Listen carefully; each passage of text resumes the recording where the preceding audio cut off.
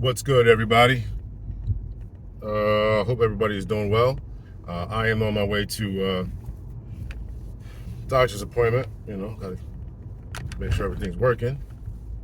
So I want to jump in here for a quick minute, right? And all that. So somebody else criticized me driving while I'm doing it, but this is what I'm doing. So, all right. So I want to highlight this. First of all, I thank you all for the comment section. It's I really enjoy reading the comments. I check it a couple times a day. I really enjoy it. I mean, it's really phenomenal. But I want to highlight this point right here, and the frustration that I think that a lot of ladies have had. Now, couple of videos, last couple of videos I've done talking about the male female dynamic, and people leveling up and making themselves the best version of themselves and seeking for quality mates and all this kind of stuff, right? Ladies, if a man doesn't know your time and worth. And what was the last one I did? How to vet, how to do this to make your man feel needed, I think, right? And so this idea that there's a lot, the idea keeps coming up that there's not a lot of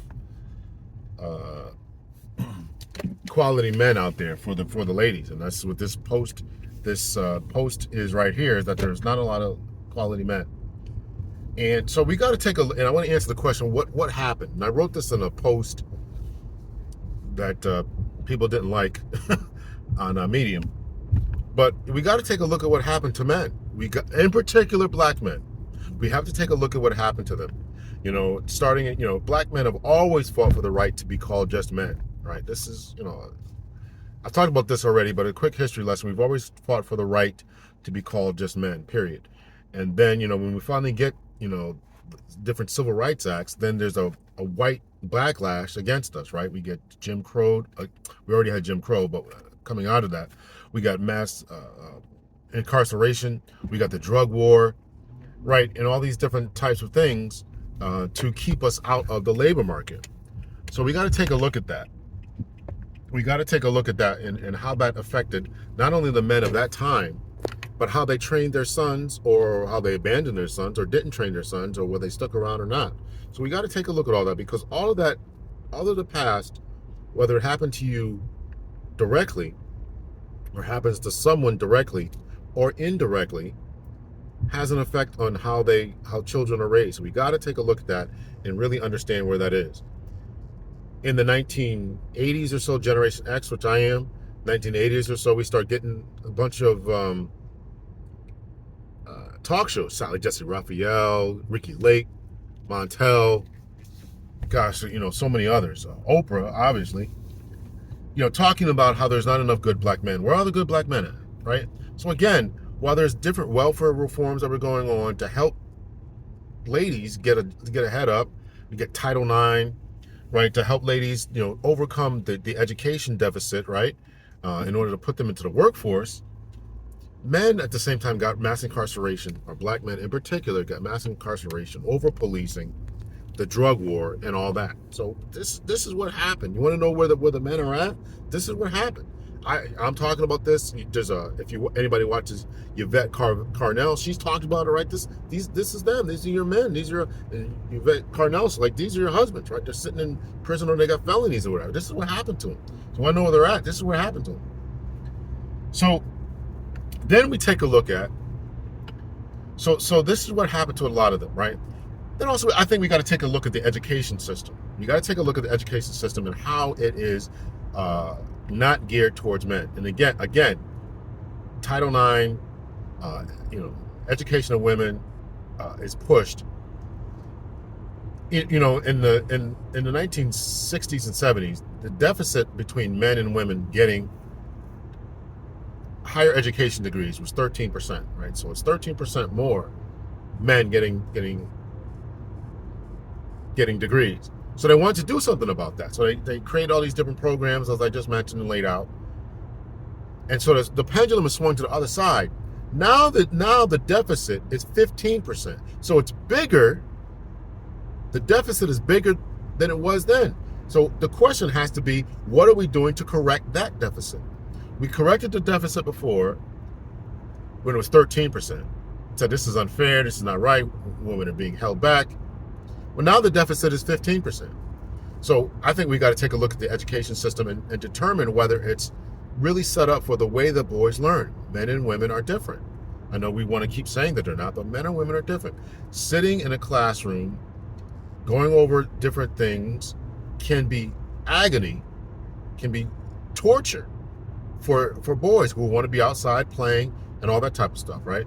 So I think that if we created the type of environment, educational environment, that was conducive to the way that boys learn, whether that's an all-boys school or whether that is,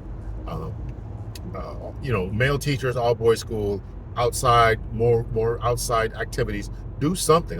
This is not my area of expertise, but I know we got to do something in order to get these boys engaged and get them to learn. Boys are not broken girls. We're not uninvolved. We just learn differently. And to the point, and to try to say that we're somehow less than or uninvolved or we just don't get it or there's something inherently wrong with masculinity or testosterone or maleness, I think defeats the purpose and shuts down any type of argument that is being had. And it comes off as disingenuous and condescending. So we got to take a look at that. And then finally, and I want this one to be a short one. So finally, we got to take a look at how these boys are being raised. And this is going to hurt, but it's tough love. It's tough love. You got to take a look at how these boys, who's raising these boys, and how they're being raised. So I think I have a video on my phone from Kevin Samuels. I'll play it right now if I have it. If not, if I don't play it, then obviously I don't have it. But there's a clip of him talking about asking where are all these strong men at. A woman is asking Kevin Samuels, where are all these strong men at, right? Men back in the days were tougher, rougher, they were more masculine. What happened to them? And then he goes on to talk about many of the points that I'm talking about now. And who raised them? This is the last and final point. Who raised them? So I'm saying you don't think men were more masculine back then than they are now? Men in general, men worldwide were more masculine because we didn't have feminism. But see, the problem is black women, your mother's generation and your grandmother's generation, they really failed you guys because they told you didn't need a man. So you can't. Right. Who raised these feminine, weak black men that you have a problem with? Who raised them? Mm-hmm. Who raised them? 80% of black children are born out of wedlock. Who raised them? Mm-hmm. Who? We did. Who's we? My mom or whoever my grandparents did. Black who? Women. Thank you. Unfortunately, within our community, 70% of the children who are being born to single-headed households dominated by females, dominated by the ladies. Men have to be born. Women generally have inherent intrinsic qualities concerning their value, in particular in the sexual marketplace. They still have to go to college if they want to be valuable within the workforce, yes. But generally, men have to be made.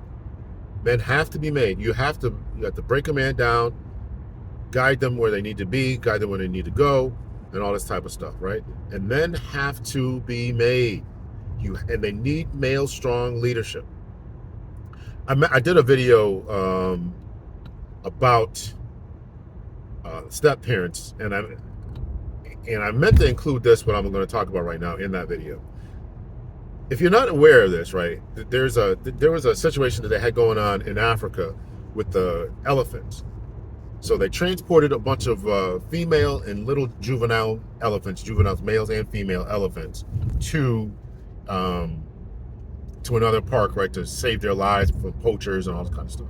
So the male juvenile elephants, were running amok. They were running amok, and they were killing the rhinos, all this type of stuff. They were essentially just a big gang, because the females, they were too big for the females, right? And so they're just terrorizing the community essentially. So they had an idea. They said, let's go get these big male elephants. The reason they didn't transport them in the first place is because they're transporting them by helicopters, and the male elephants were just too big and heavy for the helicopters. So they finally, outfitted the helicopters in order to go get these males. So it just took, I don't know how many juveniles were running around. I know it took 6 males. When they got 6 males in there, within hours, not days, not weeks, within hours, the juvenile males, who were essentially teenagers, between 10 to 20, they were between 15 to 20 years old, were acting right. They got their ish together because the males got there. You need strong male leadership. You need strong male leadership, and I understand that. So raising these different people in these different homes where they're not being controlled by men is a problem. And even if you're a single mom, you don't have a male in the house, you got to make sure that he's a part of his father's life if possible. Strong male leadership, whether it comes from the church, coaches, community activists, whatever. They need strong male leadership, and they need to see people who are driving them, who are driven, who are strong, and can get things done. This is who they need to role model themselves after. And so when we don't have all these different types of items in place from the education system, which is heavily dominated by women, we need more male teachers, but you got to make these male teachers. When you don't do that, then you come up with this problem in this system that we're living in, where there's not enough strong male leadership to guide the new future and all that. So women, you have to be part of the solution. You cannot say, man, we got ourselves together. Here's the difference between men and women that people don't like to hear. When men get jobs, when men get education and they get jobs, they get families. And when they get married, they have families. That doesn't always happen with the ladies, and that is unfortunate that they don't look to get married, or they don't look to. A lot of them want to travel. They want to focus on their careers, all this other stuff, right? Or maybe they're putting it off to another time. Okay, I'm going to wait till I'm 40 years old to start having kids. Listen, we got to take a look at how this. I'm saying this to say we got to take a look at what's happened, and listen, if you are. If you can Google, there's a guy, T.S. Johnson. I talked about him numerous times. He's put out a challenge. Well, not so much a challenge, but he's asked for and looked for scholarships solely for black men. You can find them for black women. I have a daughter. I've looked. You can find them for black women. Black women this, black women that. I don't know. Probably sororities have them. I don't know. Fraternities may have them. I don't know. For black men. Not men of color, not black people, not people of color, black men, black boys. Do you have those types of things? As Kamala Harris said, she's not going to do anything, saying she's going to do something solely for black people.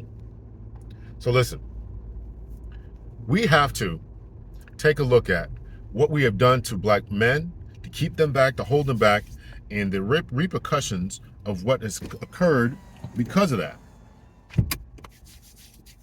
And the repercussions that we're dealing with because of that. And we have to make concerted efforts to change that. If you see a scholarship, coincidentally, I meant to say, I have also looked for it. I've looked for scholarships, grants, solely for black men. Well, scholarships. I don't know about grants. But I definitely look for scholarships solely for black boys. And I've seen it for people of color, black people, some that were defunct. I don't even know if they were ever funded. So listen, we gotta do something about that. Shaquille O'Neal said that, his girls could stay in his house for as long as they wanted, but the boys got to get out. What does that do to the psyche of boys? Think about what that does to their psyche. Think about how that comes off. Everybody else gets help. This is what it sounds like. Everybody else gets help. They can go to the government for a handout, the Homestead Act and all these different acts that have come out. You need to read a book called When Affirmative Action Was White. You need to read all this stuff and get an understanding of this, of what happened and how we got to this place, because it's a good and valid question. And I hope that this doesn't come off. I hope that the post was not meant to be condescending, as in, there's something inherently wrong with boys, because there isn't. what's going on is that there has been a concerted effort to uplift one segment of the population, one demographic of the community. And whether it's true or not, this is still debatable in my mind, because I'll put up I'll put up a screenshot of about the educational standards and all that kind of stuff, so you can do with that what you want about black women being the most educated. Whatever, I don't want to go down that rabbit hole, but again, I'll put up this thing that I found. I know it's a talking point, but whatever. So, if you want your boys to be, and here's where this gets difficult, and I really want you to stay with me. If you want your boys to be on par or better, because a lot of women want their men better than them, they want more education, more standards, be more assertive, they want more, you have to push them to be that way. So if you see a scholarship that is just designed for the boys, you have to say, just designed for the girls, you have to say, where's the one for the boys? You have to say that. Where's the one for the boys? When President Obama started My Brother's Keeper, it was women who sabotaged that. What about the girls? It's time to focus on the boys. You want better boys? You want better men to pick from? You want them to you want better boys and better men to pick from? You have to make them. They're raised in, vast majority are raised in single mother homes, so you have to push for that. They go to school where the education is geared towards women, that is primarily taught and administered by women. You have to fix that. Do men need to play a role in this? Of course. I'm not. Don't get in the comment section talking about blaming women, because that's not what I'm doing. I'm saying I'm giving out facts that you can check and see. Is it true that the vast majority of education systems are being run by women and have been for the last 20 years? Is that a true statement or not? Is it true that most boys go through the education system? Is that true or not? Is it true that most women are doing this? And this isn't to say that women can't do it, but you have to prioritize them. If you make your daughter sit down and do homework, you have to make your son sit down and do homework. And you have to and I'm adding a component that you have to understand that men and boys learn differently, are more active, and so they have to be controlled. And the way that you do that is by getting them around male presence. And when they get around male presence, you can't coddle them. Dr. Joy DeGruy talked about this in a book about post-traumatic slave syndrome. You coddle your boys. You want to keep them safe. You don't want them out there in the world. You want to keep them safe. So he comes to the house crying after playing outside. If kids even do that anymore, I don't even know. Right? So they come in the house. You want to coddle them, keep them safe. You can't do that with boys. They have to go out there and deal with it. Because the boy who does that is the man who's going to do that. So you have to understand that there is a difference. I'm glad for the post, and I don't mean this to come off as harsh or negative or whatever, but it has to be said that we have to prioritize the boys. Men are dealing with the effects of mass incarceration, of racial segregation, of racial racism. Somebody sent me, and I didn't mean to, I think I stole the screenshot. I'll put it up here and I didn't look into this, so I'm not really sure. But there is a study claiming that there's a study that more men have been discriminated in workplace than women, right? So they're preferring to hire the girls, the ladies. You got to speak up about that. If you're a woman, it's great that you got a job, but that just means that it means that a man's not going to get a job. You gotta push for the boys. That could be your son, and that's the thing I really want you to understand. This could be your son. Do you want your son growing up in a world where he is discriminated against because of that, because he's a male? Do you want your son to do that? Your brother to go through that? Do you want that? Do you want? So there's another study that was done talking about something like a few $1 billion. If I can screenshot it, I'll get it. A few $1 billion has been lost in the economy because of racism, and this could probably go towards male and female, but black people being excluded, period. And then if you put on that, if that is true, that black men in particular have been discriminated against more so, these are your men. They can't get jobs. They don't want to go to college. right? The trades have been taken out of schools. Immigrants are being poured over here, being given money to buy food trucks in Chicago, right? This is what you want to know. Where are the men at? What happened to the men? What's up with the men? What's with the men? When the ladies in the 1960s and 70s pushed for Title IX and all these different things that they fought for, they had to appeal to the men. They had to appeal to the men and say, we need you to do better. And so this is another appeal. We need the ladies to do better. You're raising them. They're going to school for your education. And some of you all are hiring managers. You have to do better. You have to do better. And to the men out there, yeah, we got to step up. We got to do it, right? That's why I'm making these videos. That's why I coach for years, right? I'm doing stuff, right? I encourage people. I went and gave talks at schools and talked to young men. I listen, but we got to change the system. We got to change the way that everybody thinks. We got to get scholarships, right? We got to push education. We got to think about how we're educating our boys. We got to have a real conversation about that. Every time I bring, I'm a nobody. Concerning education stuff, but I talk to teachers and stuff. When I bring this up about men and women learning differently, and they're like blown away. Like how are you not reading this? How are you not reading this information? Right? If I read it, and I teach criminology and I teach criminology, criminal justice, and forensic psychology, and I read this information. You mean to tell me these people have doctorates in education, master's degrees in education, and how to educate and all this kind of stuff? You don't know this stuff. You don't know that men and women are learned differently. You don't know that boys are being saddled up with Ritalin left and right. You don't know that they're being given all these different type of drugs to calm them down. This is new to you? Really? Wow. So I want this to be a session of tough love.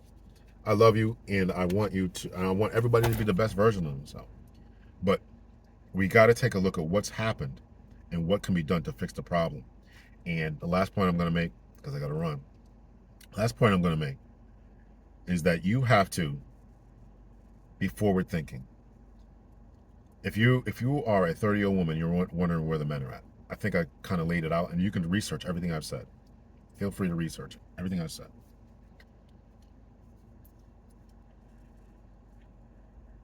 So you have to be forward thinking and say, what is it going to be like for our children?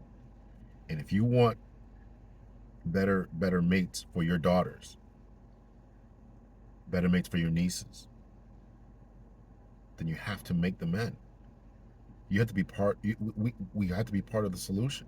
We're all working together, and we have to be part of the solution. We have to be part of the solution together. But if it's going to be men versus women, every woman for herself, you're not going to get it. We're going to continue to have this problem. Not only that, but it'll get worse. Men aren't going to want to join. They're going to leave. They're going to sit in their basement. They're going to become angry. They're going to become these violent incels that people are afraid of. They're going to become exactly all that. The roving band of men, right? Just like I talked about the elephants. They'll become that. They'll become that roving band of negative men until you bring in strong men to stop them.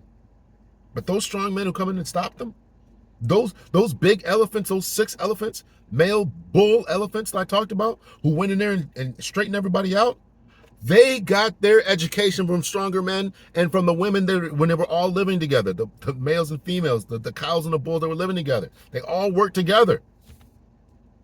So therefore, when you separated the males, you saw what happened. Much love and peace. Hit me in the comments.